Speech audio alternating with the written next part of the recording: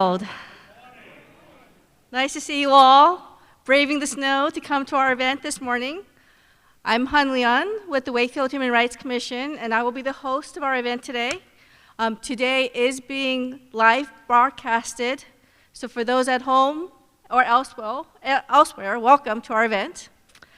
We are actually going to start our event with the Pledge of Allegiance, so I do have a helper that will be coming up on stage with me. Devin Diamond, do you mind? Okay. So if everyone can stand up. Raise your right hand to your heart. Face the flag. Ready? Okay. Do you want to come up with me? I pledge allegiance to the flag of the United States of America and to the republic for which it stands, one nation, under God, indivisible, with liberty and justice for all. Thank you, everyone.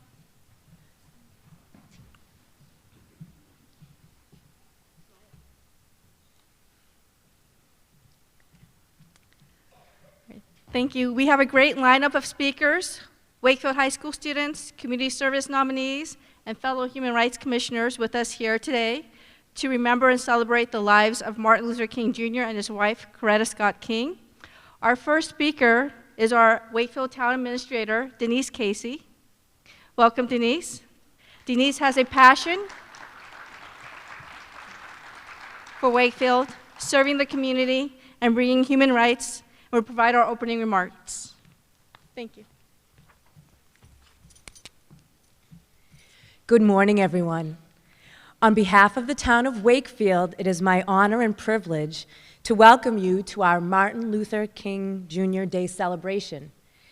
Today, our community joins together across generations, lived experiences, and voices to honor a man whose dream continues to shape not just our nation, but the hearts of people everywhere.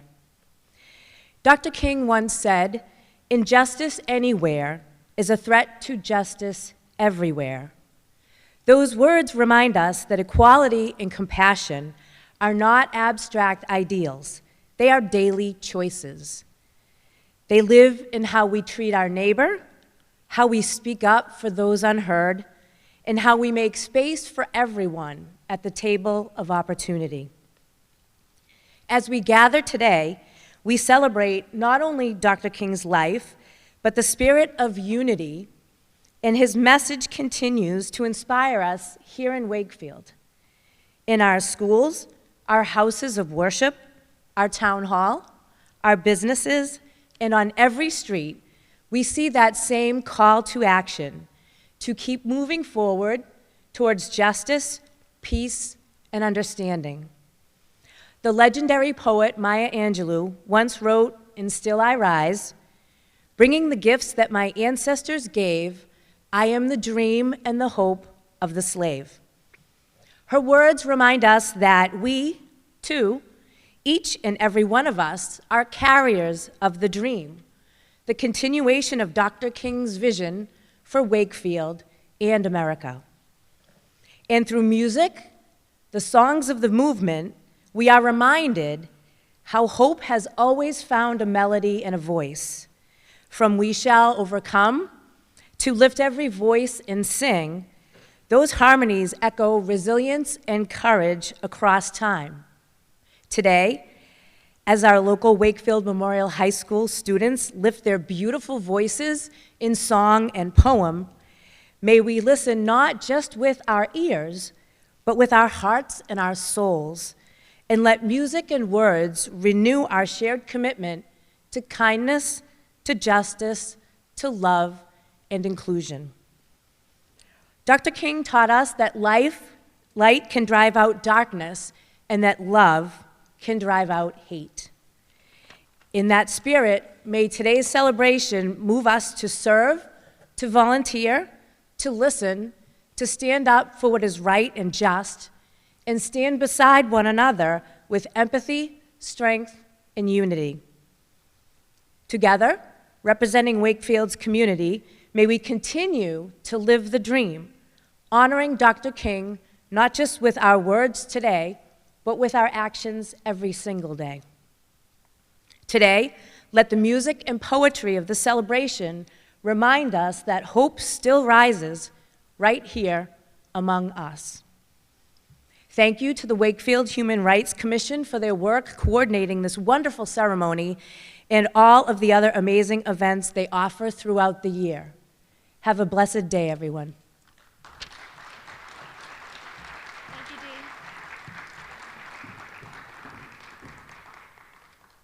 Thank you, Dee. For every event hosted by the Wakefield Human Rights Commission, it is our practice to acknowledge the land we call Wakefield. Next, Wakefield Human Rights Commissioner Erica Sadler will read the land acknowledgement.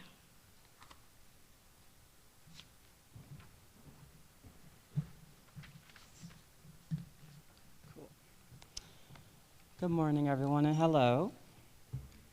Good morning. The Wakefield Human Rights Commission acknowledges that the lands we now call Wakefield are the ancestral homelands of the Massachusetts people who have been the caretakers of the unceded land for centuries and will continue to be so for centuries more. We are settlers. The Massachusetts people have been tirelessly striving for human rights, even in the face of land theft, genocide, and forced removal.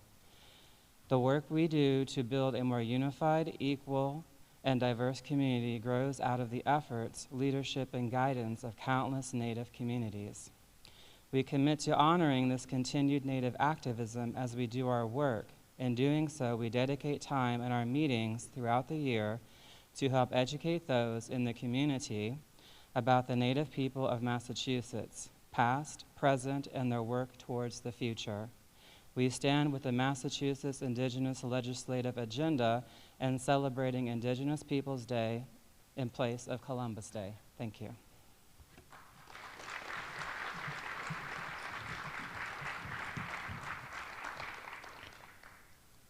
Thank you, Erica. Next, please give a warm welcome to Reverend Glenn Mortimer from the Wakefield Methodist Congregation and Chair of the Wakefield Clergy Association.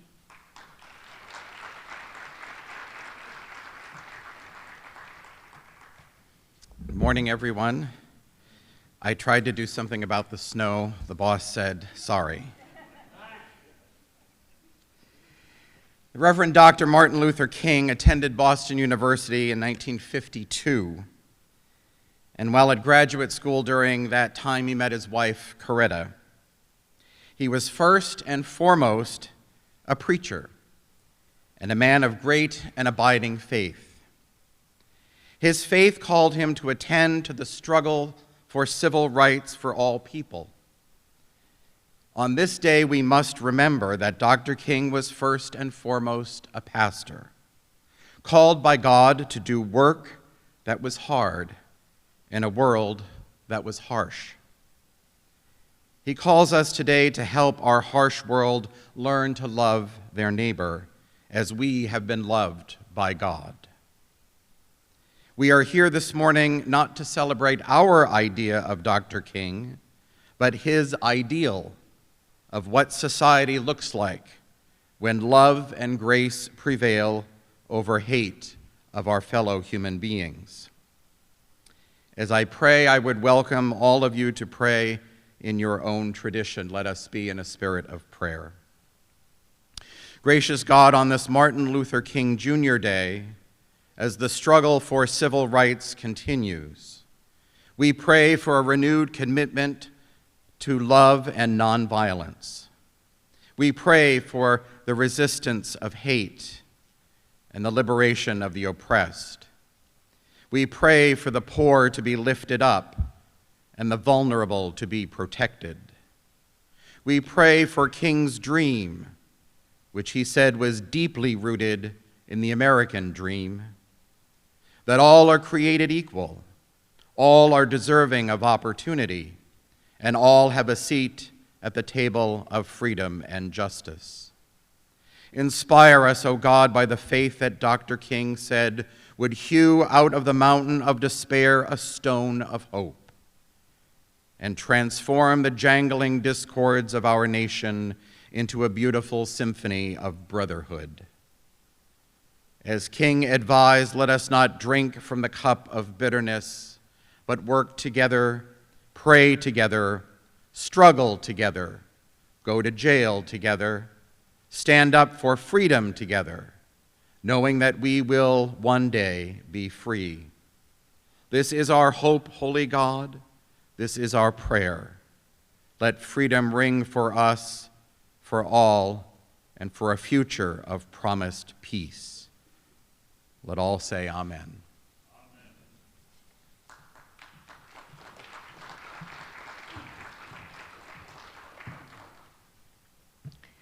Thank you, Reverend. Our event theme today is freedom of speech, freedom of expression. What better way to express this than to recite words from past leaders and influencers that paved the way for our future?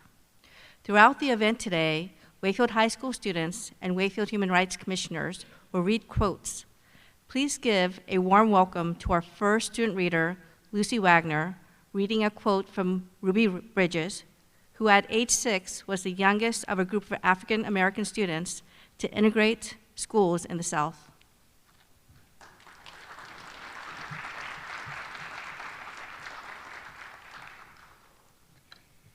Every day, I would show up, and there were no kids, just me and my teacher in my classroom. Every day, I would be escorted by marshals past a mob of people protesting and boycotting the school. This went on for a whole year. What I do remember about first grade and that year was that it was very lonely. I didn't have any friends, and I wasn't allowed to go to the cafeteria or play on the playground. What bothered me most was the loneliness in school every day. The greatest lesson I learned that year in Mrs. Henry's class was the lesson Dr. Martin Luther King Jr. tried to teach us all. Never judge people by the color of their skin. God makes each of us unique in ways that go much deeper.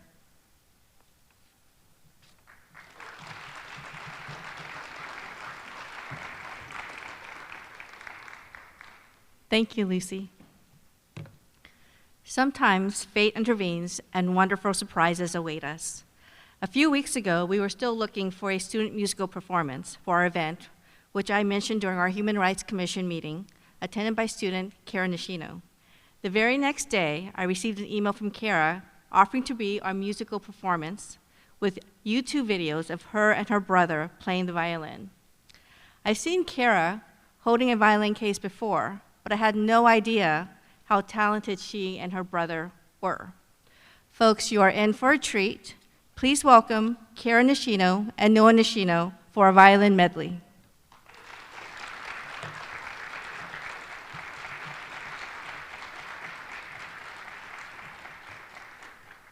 Hello, everyone. I'm Kara, and this is my brother Noah.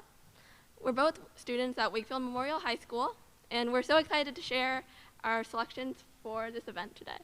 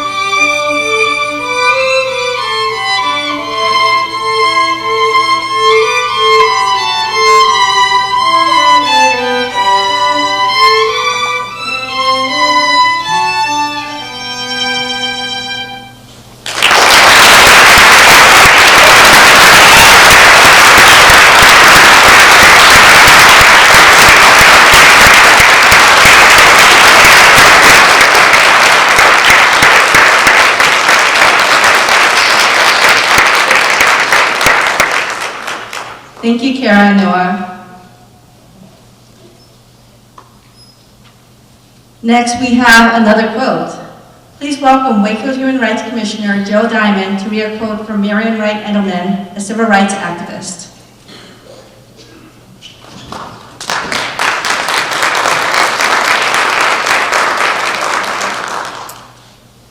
You just need to be a flea against injustice.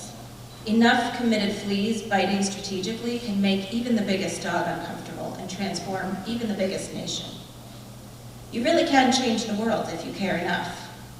A lot of people are waiting for Martin Luther King or Mahatma Gandhi to come back, but they are gone. We are it. It is up to us. It is up to you.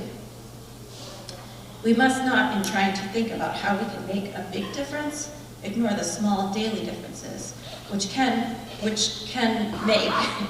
make, which over time add up to big differences that we often cannot foresee.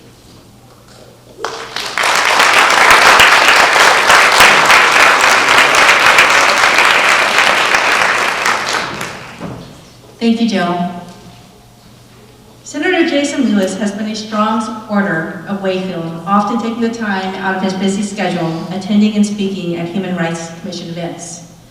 I remember one of the first events I helped organize as a new commissioner was for Juneteenth, and Senator Lewis had a full day of sessions. I wasn't sure if he would be able to make it to our evening event, but after his session he drove all the way out to Wakefield, spoke at our event, and I will always remember that. Please join me in welcoming Senator Jason Lewis.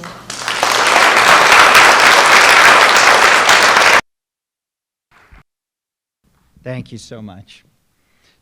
It's great to join you today to celebrate the life and the legacy of Dr. King. I also want to offer my thank you to the Wakefield Human Rights Commission, the commissioners and all the volunteers, and the town of Wakefield for once again organizing this important celebration. Over the past year, I've reflected often about Dr. King as we are having to fight some similar battles to those that he and many others faced during the civil rights movement. Standing up for basic human rights and dignity for immigrants, for people of color, for the LGBTQ+ community, and others. Having to defend programs that make our society fairer by promoting diversity, equity, inclusion, and belonging.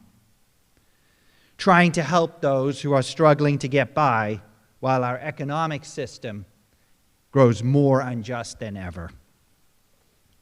Like Dr. King and those who bravely marched with him, we are also having to defend freedom of speech, freedom of the press, and our right to protest. The Trump administration is pursuing a campaign to chill speech that they don't like, bullying journalists and media outlets that are critical of their actions, attacking universities that they view as too liberal, and sowing fear in many of our fellow Americans. In his famous "I've been to the mountaintop" speech, which was delivered in Memphis the day before he was assassinated, Dr. King addressed the effort to stop him, or to try to stop him, and others from marching and from protesting. This is what he said. "All we say to America is, be true to what you said on paper. If I lived in China or even Russia or any totalitarian country, maybe I could understand the denial of certain basic First Amendment privileges because they hadn't committed themselves to that over there. But somewhere I read of the freedom of assembly. Somewhere I read of the freedom of speech. Somewhere I read of the freedom of the press. Somewhere I read that the greatness of America is the right to protest. And so just as I say, we aren't going to let any injunction turn us around. We are going on." Those are the words of Dr. Martin Luther King, Jr. Here in Wakefield and across Massachusetts, we will not be bullied, we will not be cowed, and we will continue to stand up for our values and for the rule of law. In the courts, our Attorney General, Andrea Campbell, is leading the charge together with other states to sue the Trump administration to block their many unconstitutional and illegal actions. In the Massachusetts legislature, we've strengthened protections for reproductive and gender-affirming health care. We've protected the right to a public education for immigrant students. We've provided legal aid for immigrants being denied due process rights. We've protected the integrity of the United States Constitution by reducing the risk of a constitutional convention being pursued by MAGA forces, and more. Late last year, the Massachusetts State Senate also passed an act regarding free expression, which is designed to protect freedom of thought and guard against politically motivated book bans. In the streets of our Commonwealth, tens of thousands of people have shown up for No Kings rallies and other protests. The past year has been very upsetting and very difficult, and no doubt we will continue to face many challenges. We will need to sustain our energy and our courage to resist tyranny, defend our values, and support our friends and neighbors, especially those who are being targeted and are the most vulnerable. If Dr. King was still with us today, I have no doubt this is the message that he would share with us. Thank you all very much for being here today, and happy MLK Day to you all.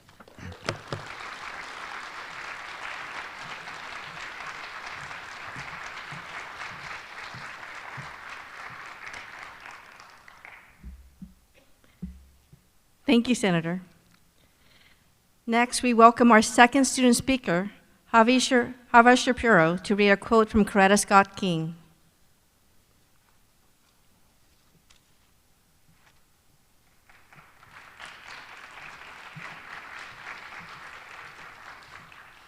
My story is a freedom song from within my soul. It is a guide to discovery, a vision of how even the worst pain and heartaches can be channeled into human monuments, impenetrable and everlasting. What most did not understand then was that I was not only married to the man I loved, but I was also married to the movement I loved.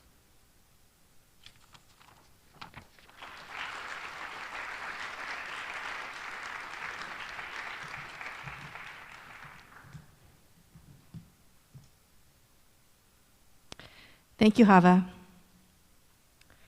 Representative Kate Lipper-Garabedian is another supporter of Wakefield, joining our Human Rights Commission events.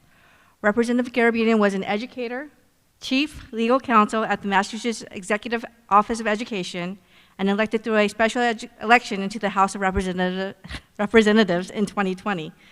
Please welcome Representative Kate Lipper-Garabedian to provide her reflections on Martin Luther King Jr. Day. Thank you and good morning. I'm glad to be with you today to honor a pivotal leader in the story of our nation and to look to his voice and example to inform the duty we Americans face in this current chapter and as we consider today's theme of freedom of speech, freedom of expression. Today we honor and celebrate Martin Luther King Jr., our nation's most prominent civil rights leader, whose legacy universally inspires morality and courage. We gather in Wakefield, like Americans across the nation, to admire a man who challenged our country to examine itself and work toward our founding ideals of equality, justice, and freedom. And yet, at the time Martin Luther King orated, protested, and worked for those ideals, he was not universally revered as a moral leader. Not all Americans recognized him for his courage and his righteousness. Rather, many, including elected officials in the highest offices of our nation, viewed King as someone causing trouble and posing danger. Within the lifetimes of many in this room and many watching at home, our federal government labeled the man who won the Nobel Peace Prize in 1964 as one of the most dangerous persons in America. As King charged our nation to challenge the status quo, our laws, and their implementation, our federal government was hard at work aiming to discredit him as a communist agitator, circulating this message throughout our government. across faith and business leaders, and into our living rooms. FBI Director J. Edgar Hoover and Attorney General Bobby Kennedy approved orders over many years that included pervasive monitoring and wiretapping, followed by threats to expose personal and private information. King was consistently followed by local law enforcement, including in his car, and arrested approximately 30 times for civil disobedience and spurious and minor charges. A decade later, in 1976, a congressional investigation described this overall campaign against King as, quote, one of the most abusive of all FBI programs, end quote. All these malicious actions at the local, state, and federal levels share one central characteristic. They aimed to repress the fundamental rights of Americans to freedom of speech and freedom of expression, to silence a voice and stamp out a message. The heavy hand of the law and its intimidation tactics attempted not only to limit the speech of King, but of all Americans who believed in the principles of justice and equality that guided the civil rights movement, and to instill fear in the assembly of like-minded individuals who wanted to champion this cause. Despite these threats and oppression, Martin Luther King, Coretta Scott King, and the leaders and members of the civil rights movement stood in defiance of this tyranny and remained committed to the pursuit of justice for all. 60 years later, our nation faces similar headwinds. The most basic tenets of our democracy are under attack by governmental institutions meant to serve and uphold them. We face a generational challenge coming from Washington. Let us turn to King's voice again to to guide us in these troubling times. As you've heard, the day before he was assassinated, April 3rd, 1968, at the Mason Temple in Memphis, Tennessee, he exclaimed in his I've Been to the Mountaintop speech that, quote, all we say to America is be true to what you said on paper. But somewhere I read of the freedom of assembly. Somewhere I read of the freedom of speech. Somewhere I read of the freedom of press. Somewhere I read that the greatness of America is the right to protest for right. He continued, we aren't going to let dogs or water hoses turn us around. We aren't going to let any injunction turn us around. We are going on. Today, we are witnessing attacks on the pillars of our democracy, a systematic dismantling of checks and balances, brazen power grabs, shameless violations of First Amendment and constitutional rights, and the dehumanization of our family members, our neighbors, our classmates, and our coworkers. Deploying violent tactics, federal agents are quelling our right to protest peacefully. This month, ACE agents in Minneapolis unjustly killed an American citizen and a mother of 3. That woman, Renee Nicole Good, is among the 36 individuals who have lost their lives at the hands of ICE or while in ICE custody over the last year. The Trump regime is deploying military forces against citizens and civilians, and unidentified and masked agents are inhumanely disappearing human beings, including Americans and others legally here, with no due process and the intent to instigate division and hatred. And how are we as Americans to hold our federal government to account when Trump is leading relentless attacks on the freedom of our press, insisting it kowtow to his demands of fealty to have access to information and government officials? Media outlets like the Associated Press have been banned from the White House press room. Trump is suing media outlets of all sizes that report on topics he finds unflattering. The administration is defunding public broadcasting. The official White House website includes a page titled, quote, Media Offenders, quote, which it updates weekly to highlight the outlets and individual reporters who dare cover developments in a constructively critical manner. The Pentagon has revoked credentials for long-standing outlets like the New York Times and NPR that refuse to agree to publish only information approved by the military, and has given their office space to new sycophant outlets willing to parrot whatever this administration hands them. Just this week, the FBI raided the home of a journalist. There are striking symmetries between what we have seen and experienced over this last year and the manner in which our nation's authorities treated Martin Luther King Jr. in his day. As it was then, dissent is framed as disorder, and protesters are surveilled and delegitimized. Tear gas, rubber bullets, and militarized crowd control have replaced dogs and water hoses. Different tools, same law and order logic. The pattern is familiar. When freedom of speech and expression is exercised in ways that threaten existing power structures, authority too often responds with suppression rather than engagement. However, we, the American people, must be stronger.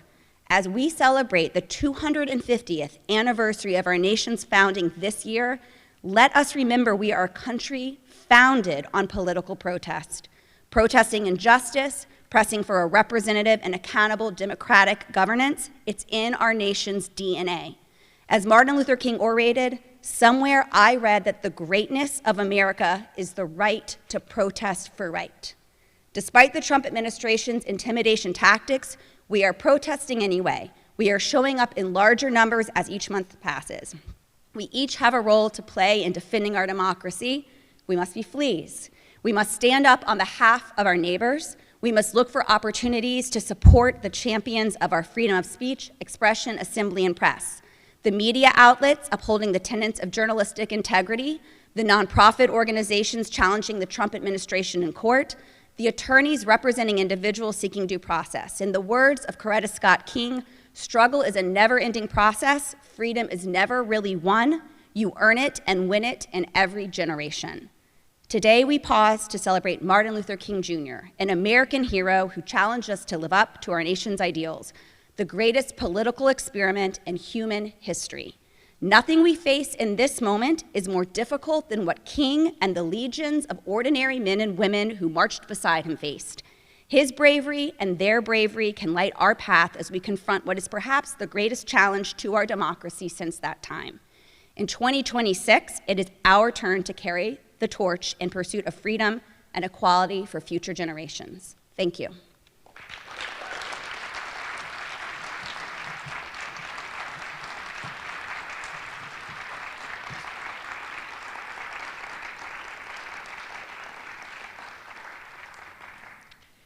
Thank you, Representative Garabedian. Next, we have another quote. Please welcome Wakefield High School student Nathaniel Chines to read a quote from our 44th President, Barack Obama.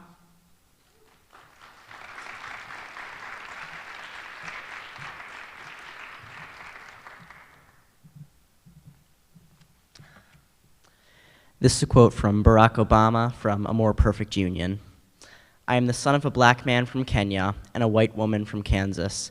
I was raised with the help of a white grandfather who survived a depression to serve in Patton Army during World War II, and a white grandmother who worked on a bomber assembly line at Fort Leavenworth while he was overseas. I've gone to some of the best schools in America and lived in one of the world's poorest nations. I married to a black American who carries within her blood of slaves and slave owners, an inheritance we pass on to our two precious daughters. I have brothers, sisters, nieces, nephews, uncles, cousins of every race and every hue, scattered across 3 continents, and for as long as I live, I will never forget that in no other country on earth is my story even possible. It's a story that hasn't made me the most conventional candidate, but it is a story that has seared into my genetic makeup the idea that this nation is more than the sum of its parts, that out of many we are truly one. Thank you.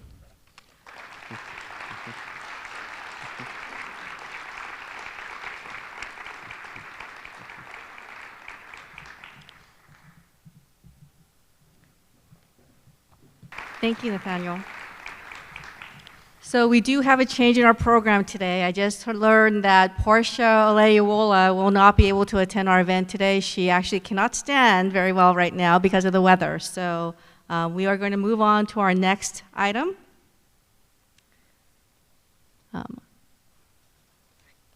I'm going to read a quote from Shirley Chisholm, the first black woman to be elected into the United States Congress. You don't make progress by standing on the sidelines, whimpering and complaining. You make progress by implementing ideas. I want history to remember me, not as the first black woman to have made a bid for the presidency of the United States, but as a black woman who lived in the 20th century, who dared to be herself. I want to be remembered as a catalyst for change in America. I don't measure America by its achievement, but by its potential. Service is the rent that you pay for room on this earth.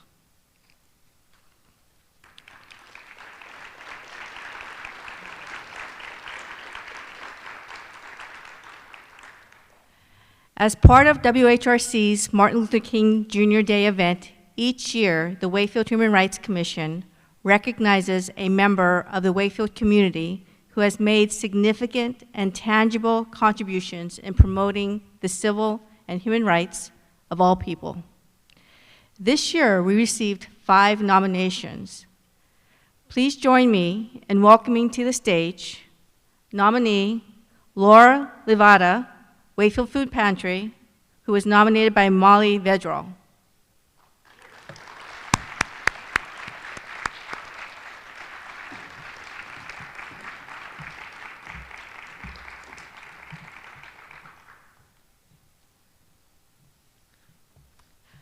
Nominee Suzanne Bowering, Holiday Travel, nominated by John Murray.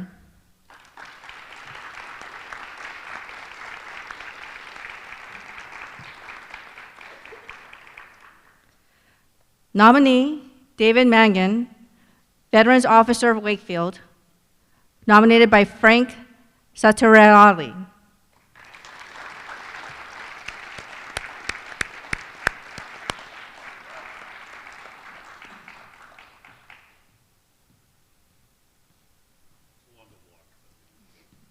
That's perfectly fine. Nominee Karen Burke, Wakefield Council of Aging, nominated by Dr. Ed Cutting.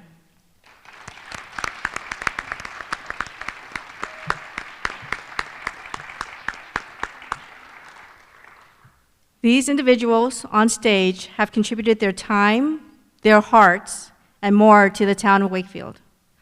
I'm going to read a few quotes from the nomination forms for these individuals. Laura taught the students about food as a human right for everyone and ways to inspire the young students to help everyday people. Suzanne has contributed to our community for many, many years to most town functions, supporting nonprofit organizations, not only contributing money and gifts, but also her time. She makes a difference and is an asset to the Wakefield community. David cares for so many veterans and their families. It really makes me proud to see someone care so much about others. David makes a difference in people's lives. Karen Burke and the Wakefield Council of Aging promote the civil and human rights of a population that far too many in this town would prefer to ignore, the elderly of limited means. This really is what Dr. King's Poor Persons Campaign is about, and it is the most pressing civil and human rights issue in Wakefield today. Thank you to all the nominees and the individuals that nominated them. It is through your examples that Wakefield can become a kinder and welcoming place to live. Please give a round of applause to our nominees. Make sure you have the right person. The right person? Oh, yeah. I organized them.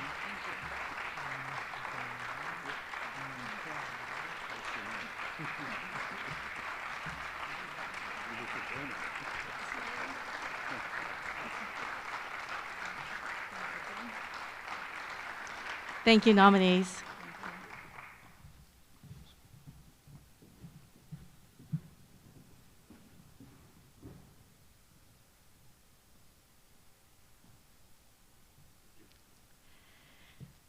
Next, please welcome Eileen Rooney and Ben Blackstone to say a few words about our Community Service Award winner.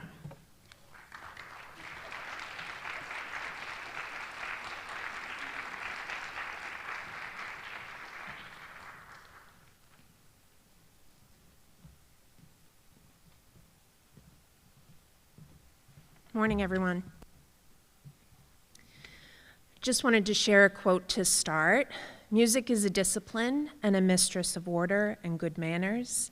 She makes the people milder and gentler, more moral and more reasonable. That quote could easily be offered as a description of today's honoree rather than simply a belief that he holds. I met Ike Adams just a few years ago when someone thought we should just know one another, and they were absolutely right. I haven't known Ike for very long, but that doesn't really matter, because all you truly need to know about Ike Adams is this. Ike loves his family, Ike loves music. And through that love, he brings people together. David Byrne said, "You create a community with music, not just at concerts, but by talking about it with your friends." If you've ever spent time with Ike at an event where he isn't the one performing, you've probably noticed something special.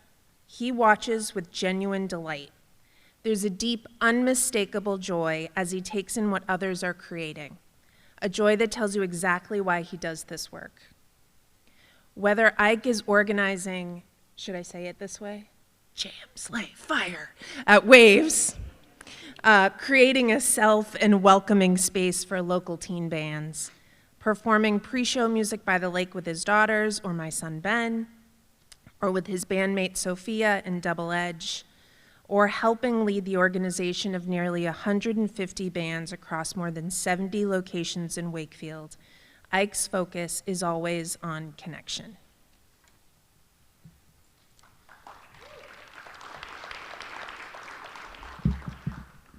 Please excuse my illness. Dr. Martin Luther King reminded us that we all may have come on different ships, but we're in the same boat now. That spirit of unity is exactly what you feel when you walk past a porch during one of these performances. Music spills into the street. Neighbors pause, talk, and listen. Community forms on every corner across age, background, and experience.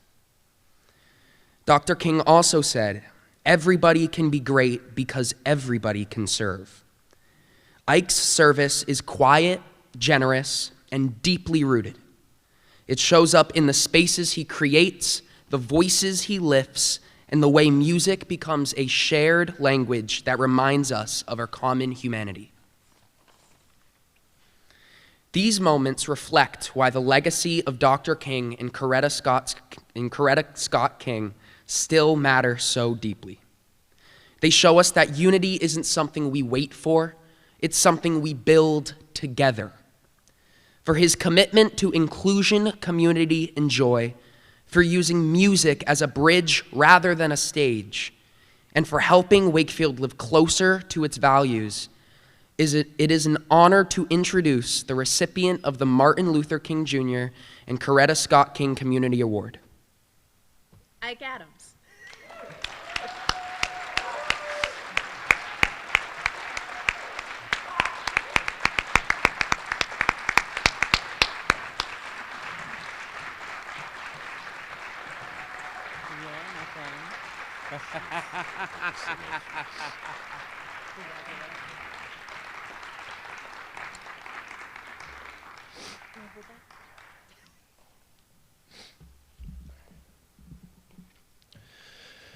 Good morning.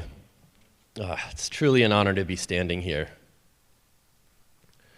When I look around this room, I'm surrounded by people I admire. I see a whole bunch of rock stars. Some of you are musicians I've listened to, whether at Porch Fest or at one of your gigs.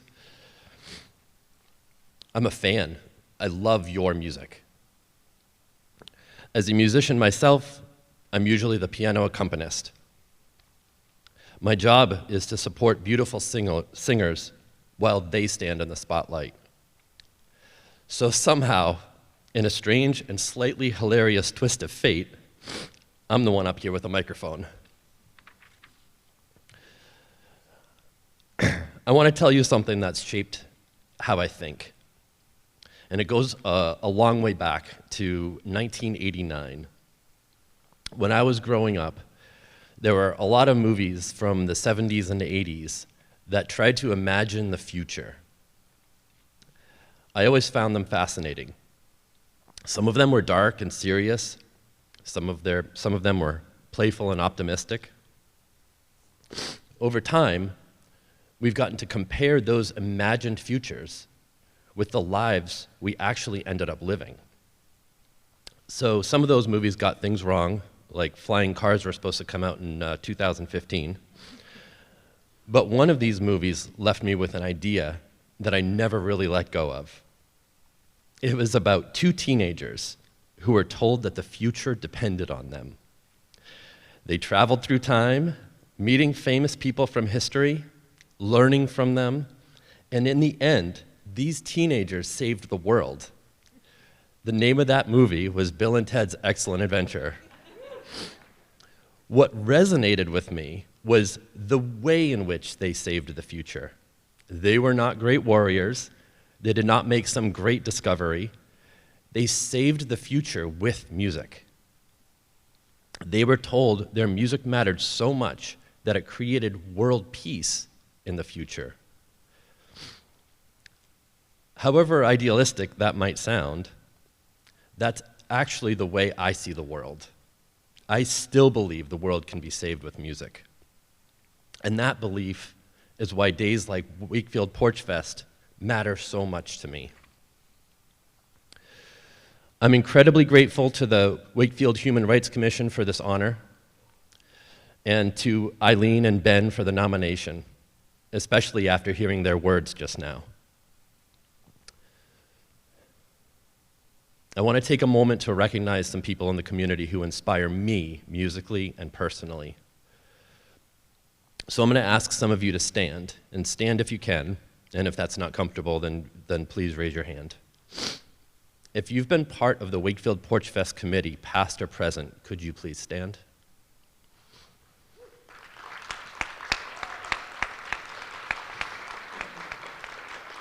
You can keep standing. You can keep standing, please. If you've ever hosted musicians on your porch, could you please stand?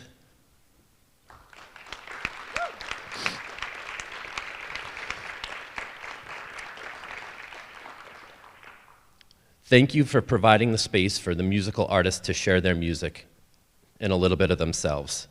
Thank you for making our friends and neighbors feel welcome to listen and take in the music. If you've ever performed at Porch Fest, could you please stand?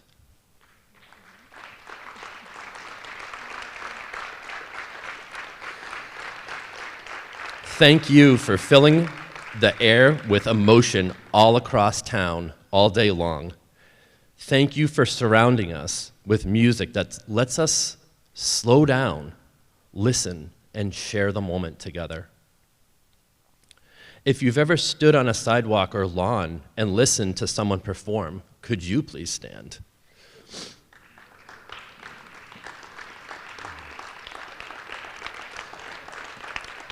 Thank you for listening.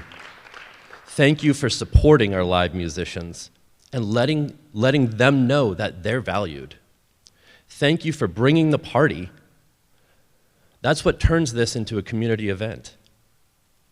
If you plan to participate in Wakefield Porch Fest in any way this year, would you please stand? I know, we haven't announced anything yet. Thank you for your optimism. Take a second to look around. Human and civil rights live in moments where people are seen, heard, and are allowed to be themselves together. The recognition belongs to the people standing here. Feel free to sit down. Thank you. So, now what? We made a day all about music and filled the town with it, twice so far. People showed up, and it was a dream come true. I don't think we need to change anything about the formula. My goal moving forward is simply more music, more volume, more often, more styles, more variety, more venues, more bands, more fans, more music in places we haven't heard it yet, more people playing or singing for the first time, and more people picking back up after a long break.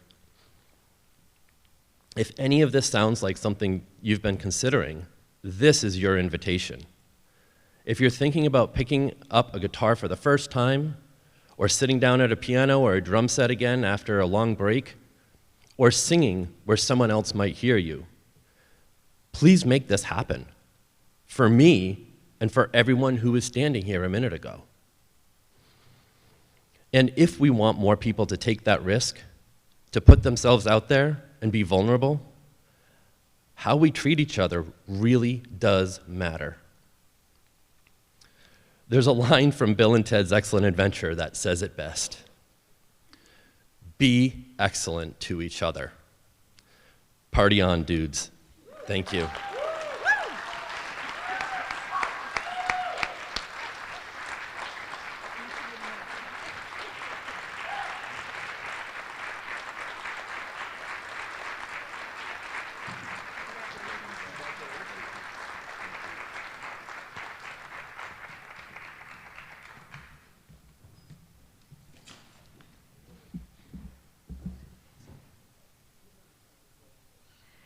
Thank you, Eileen and Ben, and especially Ike.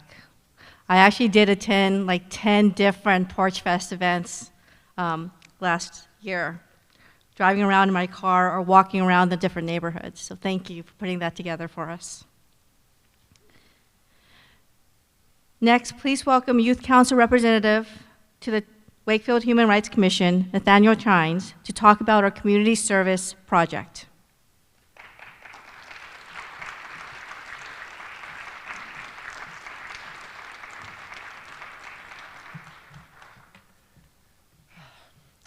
Hello.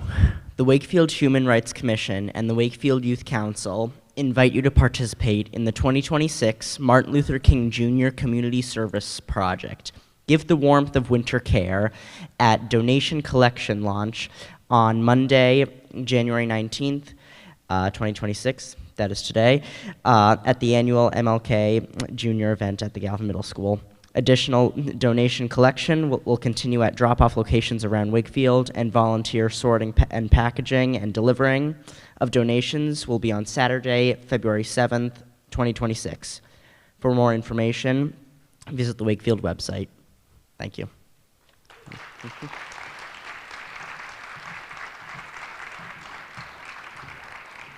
Thank you, Nathaniel.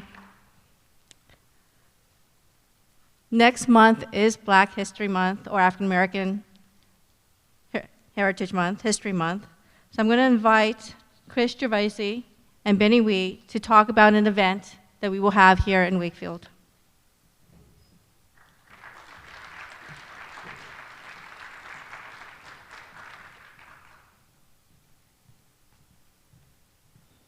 Hi, everybody. I'm Benny Wheat. This is Chris Gervaisi. We did not prepare anything, so just wanted to share with you that in the spring and then again this fall, we put together a walking tour of Wakefield Black history, and over 100 people have attended these walking tours. Has anybody, raise your hand if you've attended any of the tours? Yeah, look at that. This is a passion project for us, and because it's cold, and also because, you know, for some folks who might not be able to walk around in order to learn about this information, we're having an event at the Beebe Library on Tuesday evening, the 10th of February, where we'll share the same information, but where you can sit and listen to it. And just to kind of get you a little amped up, I just want to say very genuinely that Wakefield has an incredible Black history. And it's not the type of thing that you might think when you think of a town like Wakefield, but there are exceptional people and exceptional things that happened in our town that we've been able to uncover just kind of by pulling on the different threads that we've found in our historical research. For example, there are people who were enslaved in Wakefield who won their own freedom and then went on to own property in town, to be like extremely engaged members of the community, to you know, have huge families that continued living in the region, in the area for generations and generations. There are people who fought for freedom through like very interesting and innovative and complicated means, always pushing the envelope for how to create freedom for themselves and for their community. There's an incredible, world famous, one of the most famous abolitionists in the world lived in Wakefield. So there's that. There's like so many more stories, so many more individuals that we can share with you about. If you want to learn more, please come to our event on the 10th of February at 6 o'clock at the BB Library.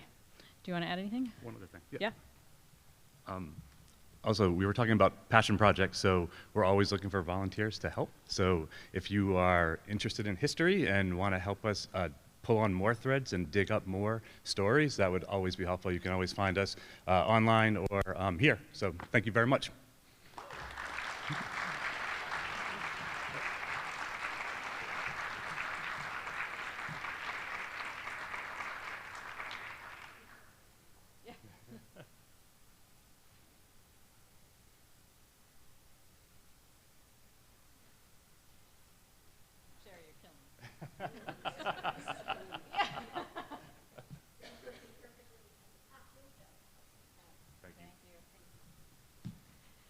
Thank you, Benny and Chris.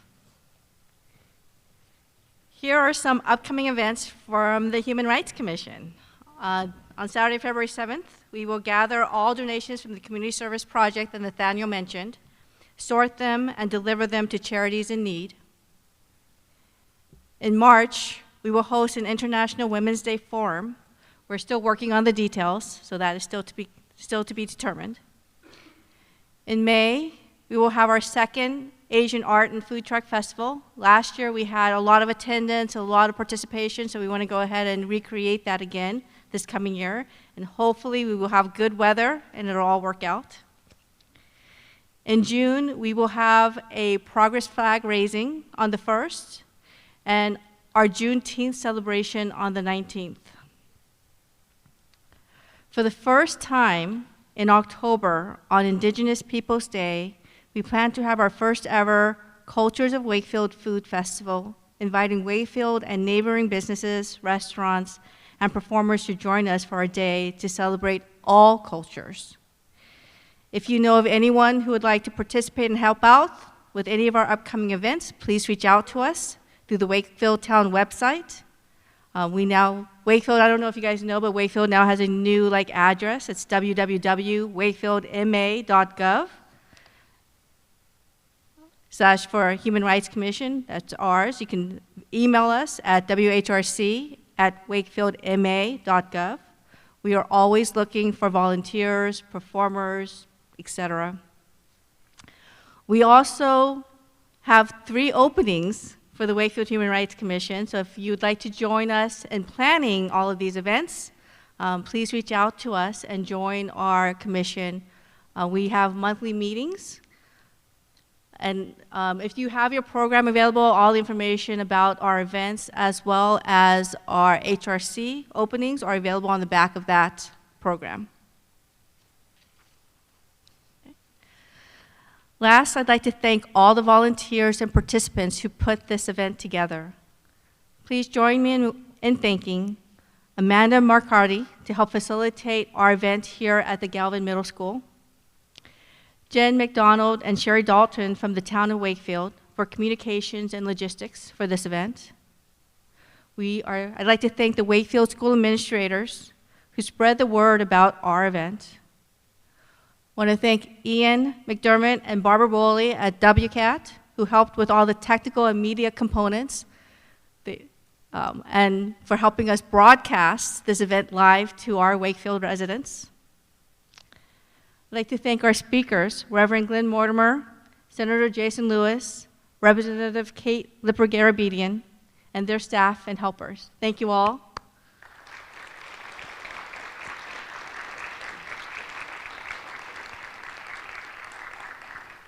I'd like to thank the community service nominators and nominees, and of course our award winner.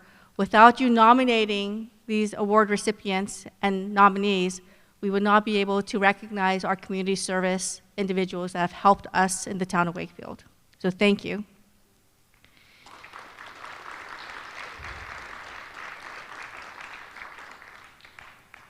I'd like to thank our Wakefield High School student volunteers, especially Nathaniel Chines, Car Nishino, and Nor Nishino, as you saw them put together the wonderful violin medley.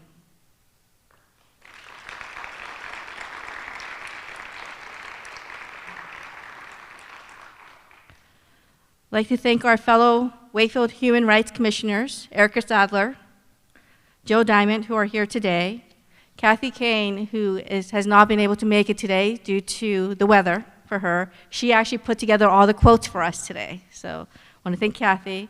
I'd also like to thank Sonia Bardwaj Patel and Jess Shuchich, who's not here today.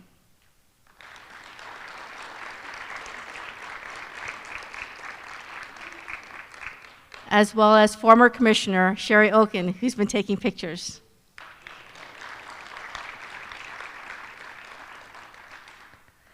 Lastly, I'd like to thank all of you in the audience and those who may be watching for coming out to our event and celebrating the legacy of Dr. Martin Luther King Jr.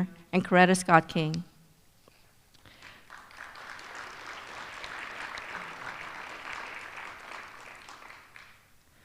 We will end our event with words from Dr. Martin Luther King Jr. himself, followed by refreshments in the cafeteria. So we do have a lot of refreshments, so please join us afterwards in the cafeteria.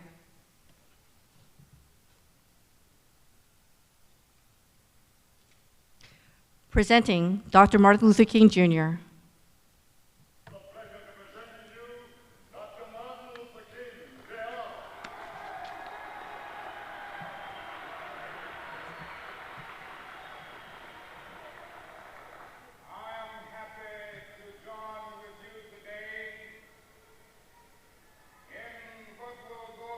For freedom in the history of our nation.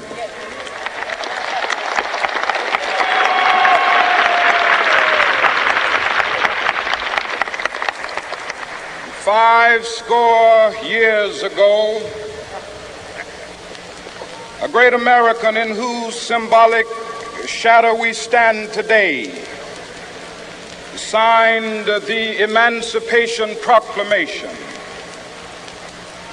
This momentous decree came as a great beacon light of hope to millions of Negro slaves who had been seared in the flames of withering injustice.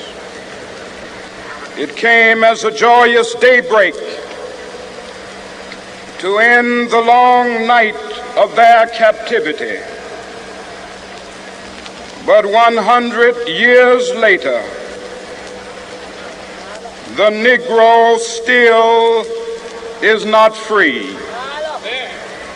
100 years later,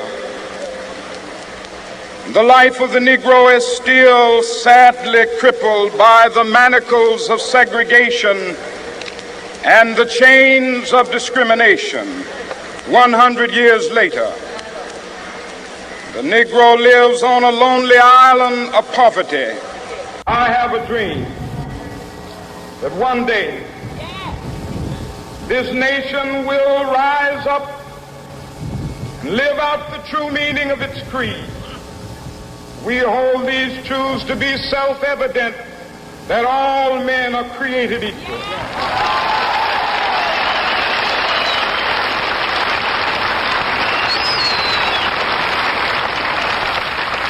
I have a dream that one day on the red hills of Georgia, sons of former slaves and the sons of former slave owners will they be able to sit down together at the table of brotherhood. I have a dream that one day,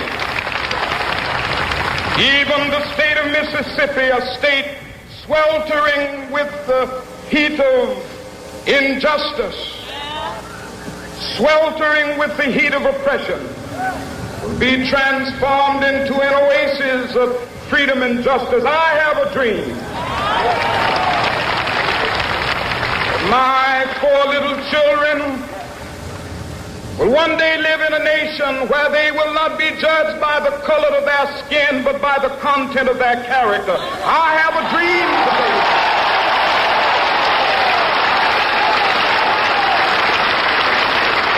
I have a dream that one day, down its vicious racists, with its governor having his lips dripping with the words of interposition and nullification. One day right there in Alabama, little black boys and black girls will be able to join hands with little white boys and white girls as sisters and brothers. I have a dream today.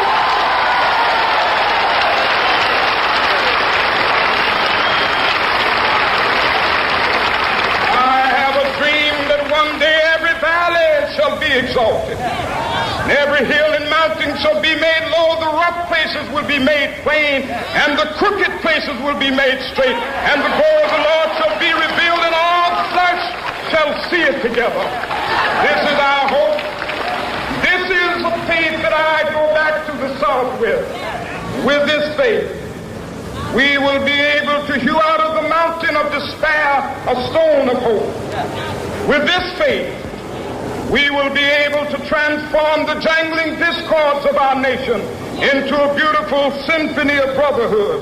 With this faith, we will be able to work together, to pray together, to struggle together, to go to jail together, to stand up for freedom together, knowing that we will be free one day.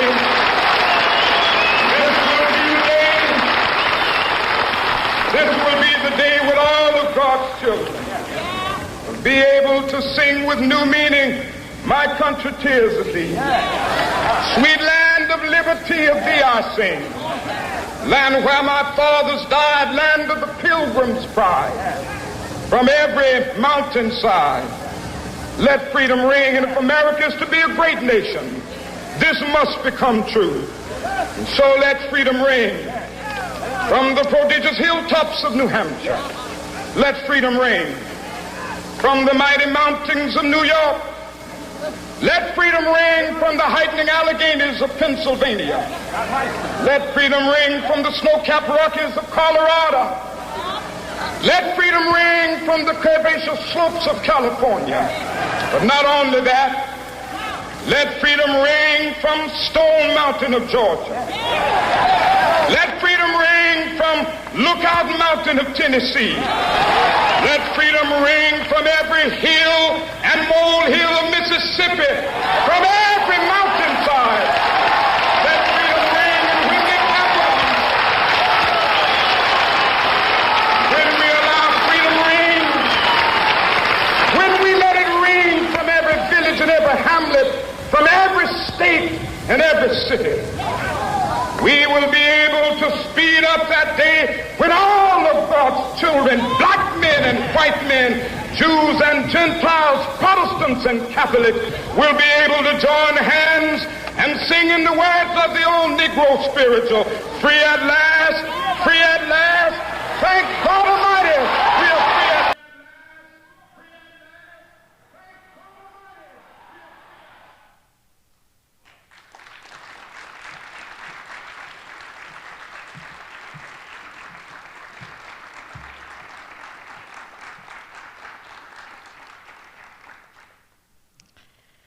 I listened to that, let's say, a few weeks ago, and I'm like, that is so meaningful. I think we want to share that once again with all of us. So thank you.